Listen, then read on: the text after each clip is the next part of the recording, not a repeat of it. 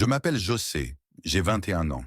Lomé, Togo est ma ville, un lieu vibrant où les rêves se mêlent à la poussière des rues.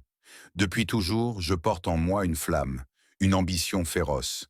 Je veux réussir, m'élever, offrir une vie meilleure à ma mère et à mes deux petits frères. Mais parfois, le prix de la survie est une ombre qui vous suit à jamais.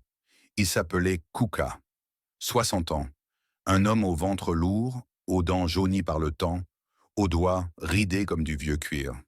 Je l'ai rencontré dans le bar où je servais, un endroit modeste où les rires masquent souvent la fatigue. Kuka était un habitué. Il commandait sans compter, laissant des billets de 10 000 francs sur le comptoir, toujours avec un sourire en coin et un murmure. Pour ton éclat, ma belle. Un soir, il m'a proposé de venir discuter chez lui. J'ai refusé, un non ferme, instinctif. Mais il revenait, insistant, sa voix douce comme un piège. Puis il a posé 300 000 francs sur la table. Une somme énorme, un mirage. J'ai dit non, encore, jusqu'à ce jour où ma mère, alitée à l'hôpital, luttait pour respirer. Ce jour-là, mon cœur a vacillé. Une nuit, me suis-je dit. Une seule nuit pour sauver celle qui m'a donné la vie. J'ai pris l'argent. Je suis entré dans son monde. Et ce que j'y ai trouvé m'a marqué à jamais. Sa maison était un musée d'ombre.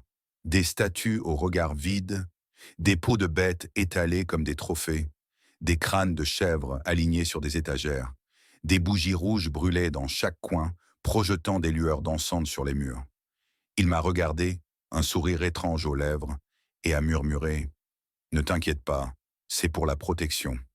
Il m'a tendu une bassine d'eau trouble, mêlée de feuilles inconnues. « Lave-toi », m'a-t-il ordonné. Puis il m'a drapé d'un pagne rouge, un tissu qui semblait absorber la lumière. Ce qui s'est passé ensuite, je ne peux que le revivre en fragments. Son souffle lourd, ses murmures dans une langue ancienne, gutturale, qui me glaçait.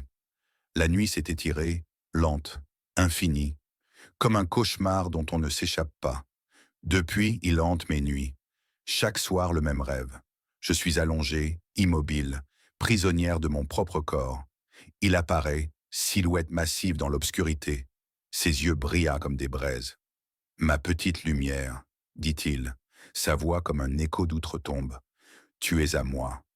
Sa bouche s'ouvre, immense, monstrueuse. Il commence par mes pieds, puis mes cuisses, me dévorant vive, morceau par morceau. Je me réveille en hurlant, trempé de sueur, parfois avec des marques sur la peau, comme des griffures. Une nuit, j'ai vu du sang, mon sang. J'ai cherché des réponses. À l'église, les prières des pasteurs glissaient sur moi comme de l'eau. Une prophétesse, les yeux perçants, m'a fixé. « Tu as scellé un pacte », a-t-elle dit. « Un pacte sexuel. Ton âme est liée sans que tu le saches. » Ces mots m'ont transpercé, mais ils n'ont rien expliqué. Pourquoi moi? Pourquoi cette malédiction? Ma vie s'effrite. Je ne tiens plus un travail. Mon corps s'épuise sans raison. Mes règles se sont arrêtées, comme si quelque chose en moi s'était éteint. On m'a dit que Kuka était mort, emporté par un accident.